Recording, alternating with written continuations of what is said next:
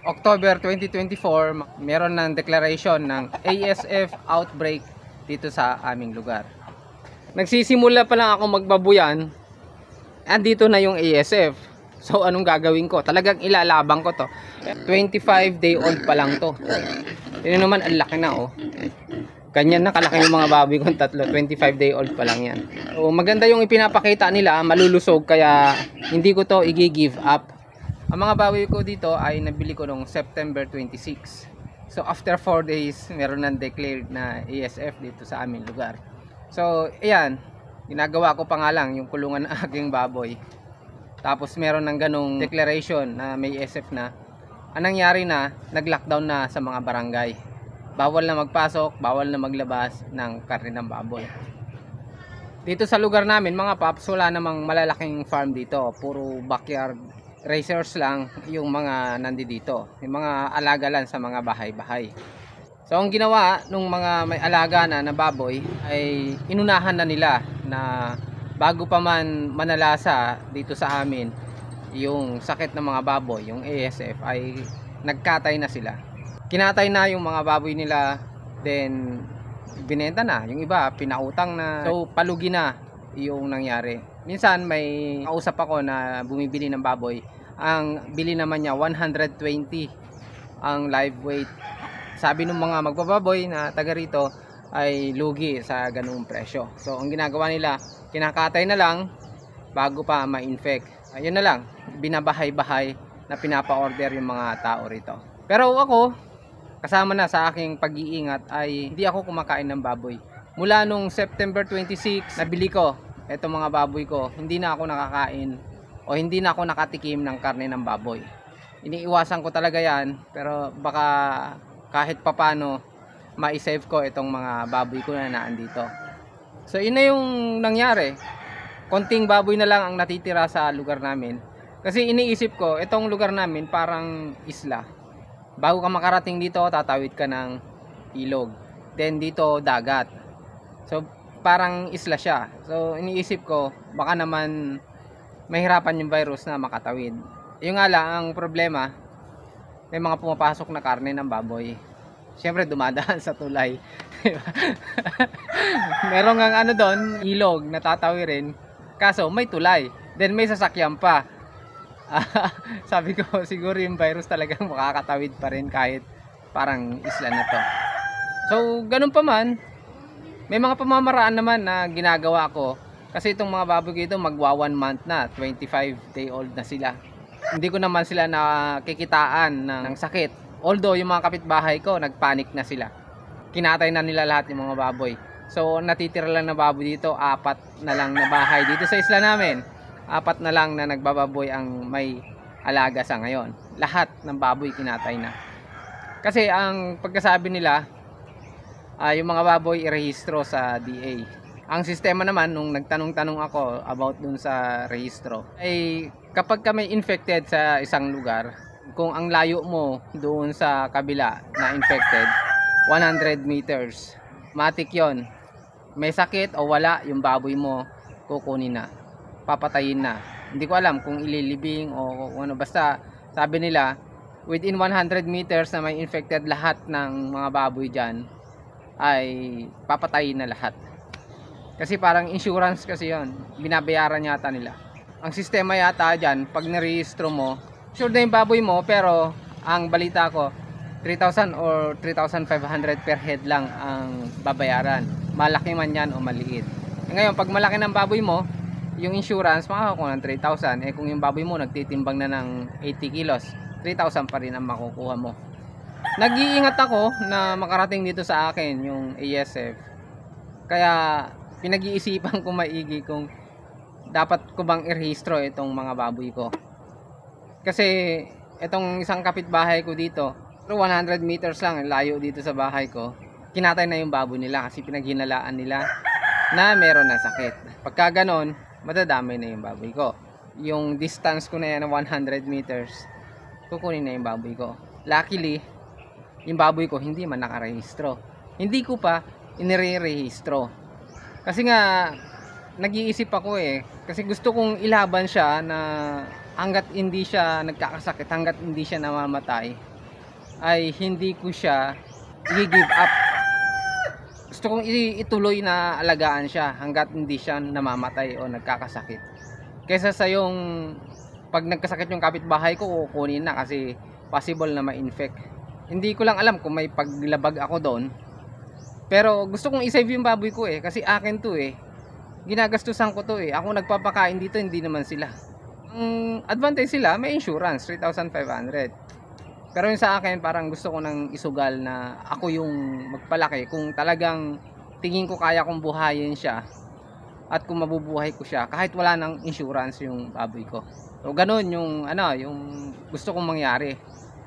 Kasi tinatanggal ko sa sarili ko yung takot. Tinatanggal ko yung sarili ko yung baka malugi ako.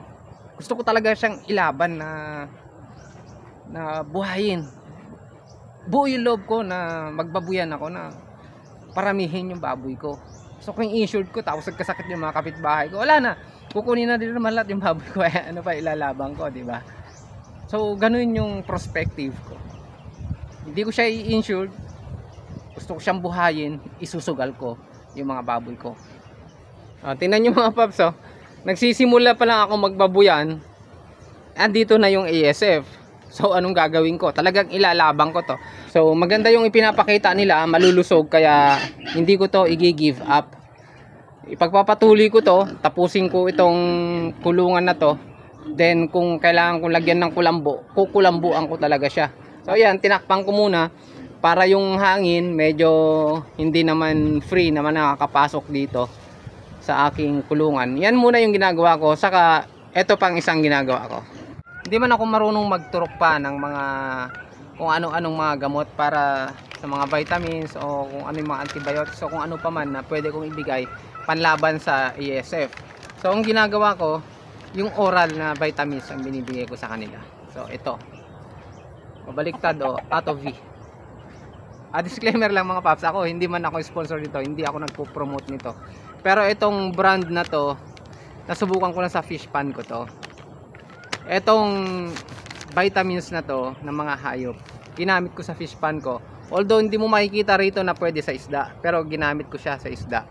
Ang nakita ko na epekto sa aking isda ay na-lessen yung mortality. Kumunti yung mortality ng aking mga isda. Yung nga lang, nakita ko na parang madaming bansot, kaya tinigil ko dati ito dun sa isda ko. Pero dahil doon sa karanasan ko na yon, ay subukan ko na gamitin itong ATOV Feed Premix Powder Performance Enhancer dito sa aking tatlong baboy. So ito yung ginagawa ko. Sa bawat kilo naghahalo ako ng 5 grams na powder. Hinahalo ko siya.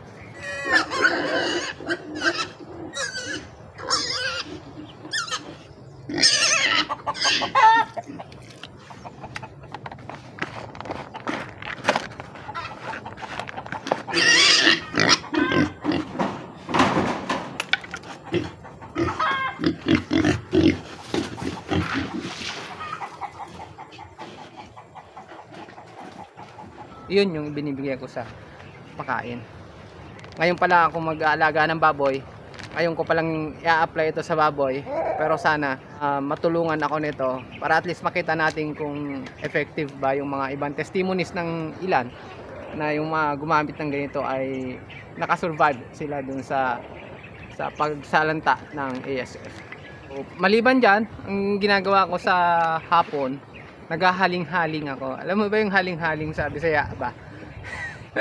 O shout out sa mga Bisaya na subscribers ko dyan. Yung haling-haling tuwing hapon, ibig sabihin nagpapausok ako dyan.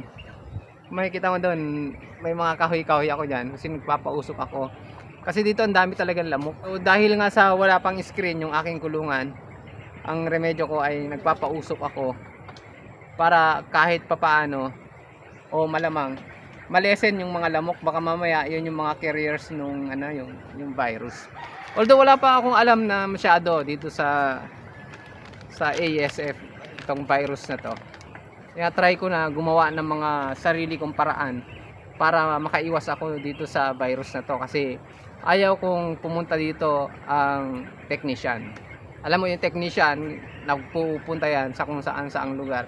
Binibisita yung mga baboy-baboy dyan. eh baka mamaya yung technician pa ang magdala dito ng virus, kung sakali mang may virus.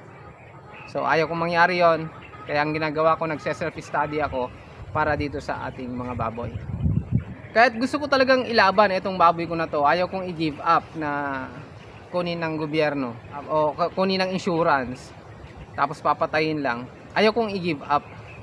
Gusto ko na ilaban ito kasi ito, tatapating ko kayo mga paps, kung sakali na hindi ito magtagumpay ang pagbababoy ko na itong batch na to, ay meron naman akong babawian. Yun ang iniisip ko, kaya gusto ko siyang ilaban. Ano yung pagbabawian ko? Ito, transparent naman ako sa inyo mga paps. Itong video na to, kung sakali na may makapanood, o sana may makapanood at maraming manood sa video na to, at least mai-share natin dun sa iba, dito ako babawi. Pag itong video na to nagkaroon ng 700,000 views, mababawi ko yung nagastos ko dito sa babuyan ko. Ito na lang yung laban na nakikita ko. Kung halimbawa madami nanood sa video na to, madami nag-share sa video na to, natulungan ninyo ako, at least bonus. Kasi magtagumpay itong babuyan ko, magtagumpay yung video, 2 birds in 1 shot. So ganyan ako ka-transparent sa inyo mga paps. Kaya yung mga bashers ko na iba dyan, maraming salamat sa inyo kasi tumataas yung views ng aking mga videos dahil sa mga nagbabasa sa akin. Although nasasaktan din naman ako minsan, pero okay lang yon. Nakikita ko na so, malaking tulong kung mapanood ninyo at ma-share ninyo para sa Ilocano malasatan man o mapagtagumpayan ko man itong ASF na to ngayon na nandito na yung outbreak, na nag-lockdown na yung mga barabarangay. Kung mapagtagumpayan ko to, bonus talaga sa akin. Then makikita naman natin kung etong vitamins na to ay makakatulong sa ating baboy. So hanggang dyan muna mga paps. Maraming salamat sa inyong suporta. Sana ma-share niyo. Ngayon lang ako nakiusap ng ganito. Sana ma-share natin ang video na to. Nahihiyaman ako, no? Parang nahihiya akong sabihin na share natin yung video kasi parang wala naman laman, parang walang learnings ba, walang learnings na content itong video na to. Pero nahihiyaman ako na sabihin na i-share natin. Kapalang ko na yung mukha ko ngayon din lang naman kasi talagang hindi talaga ako nagsasabi na please like, share my video. Hindi na, inalis ko na yun dun sa mga videos ko kasi kung ayaw mo yung videos ko, wag mo nang i-share.